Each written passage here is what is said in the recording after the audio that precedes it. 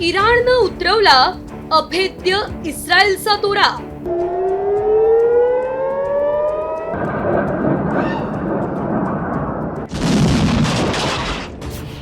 इराणचा मोसादच्या मुख्यालयावर हल्ला.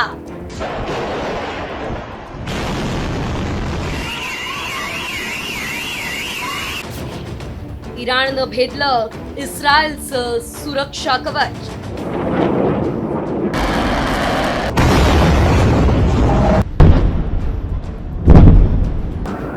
ही दृश्य आहेत इराणनं इस्रायलच्या तेल अवीव मधील मोसादच्या मुख्यालयावर केलेल्या विध्वंसक हल्ल्याची. 5 दिवसांपासून सुरू असणाऱ्या इराण इस्रायल युद्धाचा आता भडका उडालाय. संघर्षाला सुरुवात झाल्यावर इस्रायलची गुप्तचर संस्था मोसादनं इराणचं प्रचंड नुकसान केलं.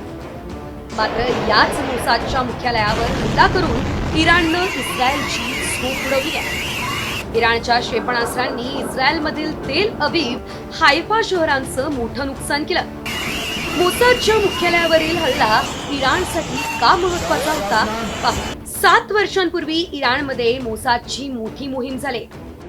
या ऑपरेशनमध्ये मोसादनं इराणच्या छुप्या अण्वस्त्र केंद्राची माहिती मिळवली. इराणच्या अणुबॉम्बच्या तयारीनं इस्रायलकडून ऑपरेशन रायजिंग लायनला सुरुवात झाली. युद्धाला सुरुवात झाल्यावर मोसादचे एजंट तेहरानमध्ये सक्रिय झाले. मोसादच्या माहितीमुळेच इराणच्या अण्वस्त्र प्रकल्प आणि सैन्य ठिकाणांवरती हल्ले करण्यात आले. मोसादकडून इराणमधील अणुशास्त्रज्ञ आणि 13 महत्वाच्या लष्करी अधिकाऱ्यांची हत्या झाली. दरम्यान संघर्ष वाढल्यानं इराणनं इस्रायलवर 370 क्षेपणास्त्र डागली. या क्षेपणास्त्रांमध्ये फतेह 1, फतेह 2, खोर मशहर 4, इमाद आणि कादर सारखी बॅलिस्टिक क्षेपणास्त्रांचा समावेश होता. यावेळेस इस्रायलनं इराणच्या बॅलिस्टिक मिसाईलचा मारा परतवून लावला. मात्र इराणच्या एअर डिफेन्स सिस्टीमनं एआयचा वापर करून सुरक्षा कवच म्हणून ओळखलं जाणारं इस्रायलचं आयर्न डोमही उद्ध्वस्त केलं. त्यामुळे इस्रायलसाठी हा मोठा धक्का मानला जातोय.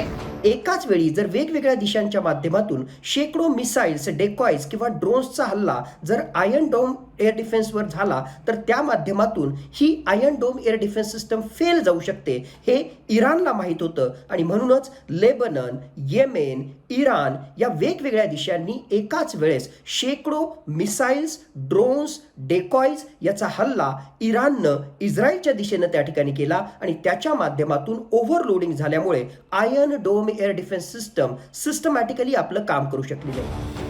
दुसरीकडे इराणच्या आर्मी चीफना मारल्याची घोषणा इस्रायलकडून करण्यात आली. त्यामुळे आता या 2 देशांमधील युद्ध अधिक विध्वंसक होण्याची शक्यता आहे. मध्य पूर्वेतील हा युद्धाचा भडका जगातील राजकीय घडामोडींवर कसा परिणाम करणार हे पाहणं आता महत्त्वाचं ठरेल.